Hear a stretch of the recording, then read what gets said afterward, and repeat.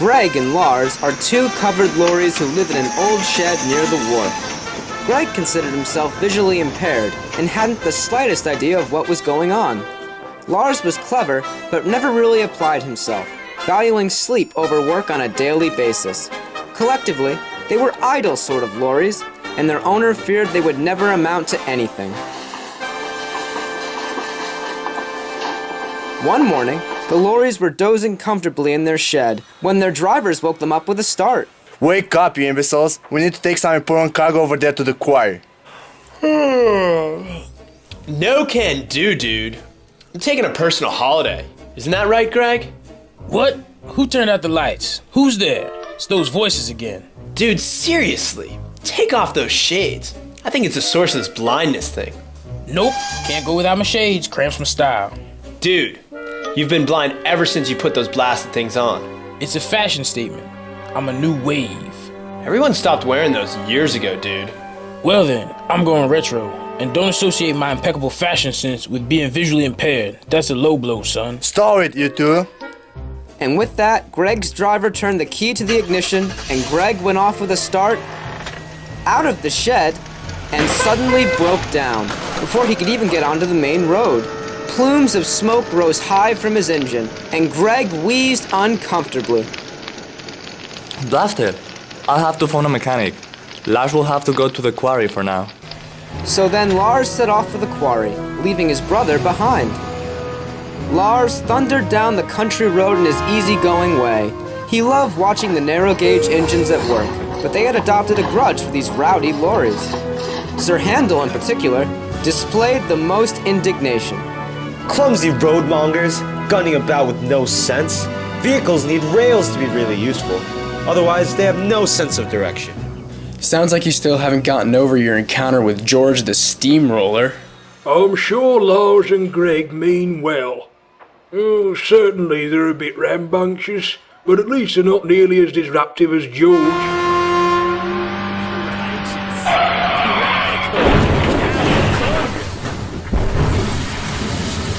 My bad.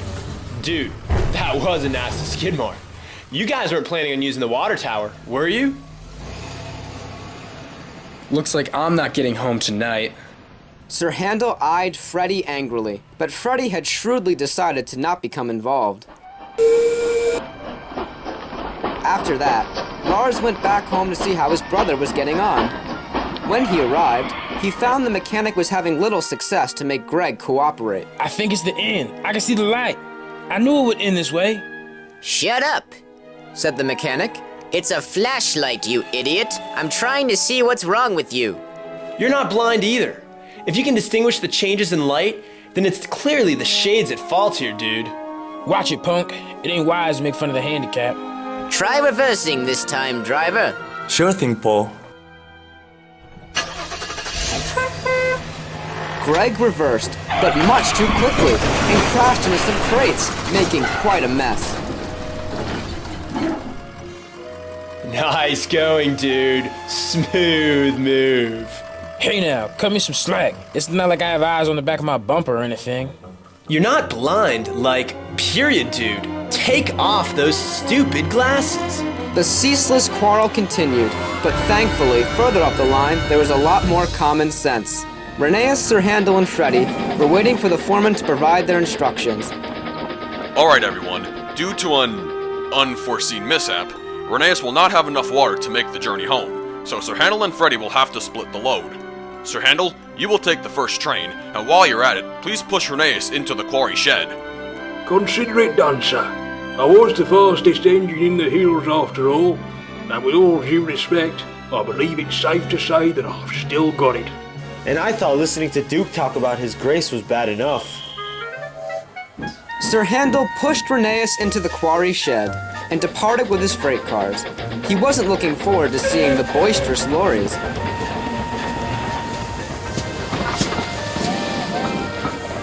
Dude, I think you're actually starting to not screw up everything like you usually do. I'm glad I've made significant strides toward improvement. I would try to park now, driver. I need to have one more look just to see if he's golden. The driver did so, but accidentally drove Greg too far, right into a bridge support. The narrow gauge line had been swept aside, and the men had no way of warning Sir Handel. Crumbs, who put that there? Lars knew they had to act fast, and realized that the track bed might be able to be sustained by Greg's tall load. They could hear Sir Handel's whistle in the distance. Alright, dude, listen up. I'm gonna be your eyes, okay? Alright, got it. So what am I doing? Never mind what you're doing. Just do what I say, dude. Move forward slightly. Greg did so, and waited for further instruction. Sweet, dude. Now reverse just a tad.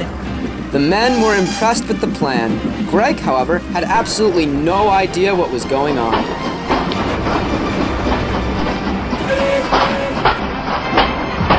Bust my buffers, that was close.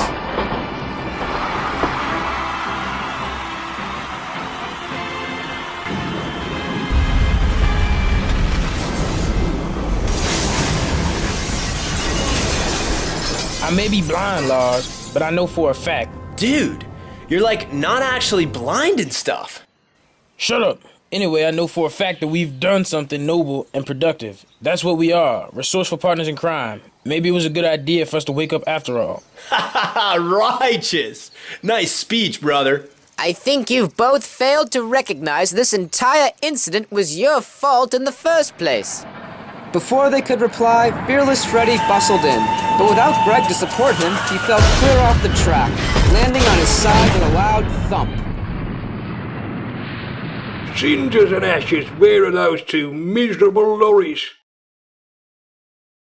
And that was that. Although the day had ended in disaster, it had been far from dull, and this pleased Greg and Lars to no end.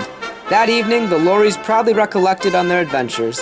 We didn't do so hot today, which is a conclusion I could draw from all those loud voices I heard yelling at us. However, it's a day we'll never forget, dude.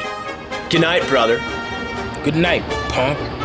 And they went to sleep, wholeheartedly believing that no matter what the outcome, it had been a day well seized.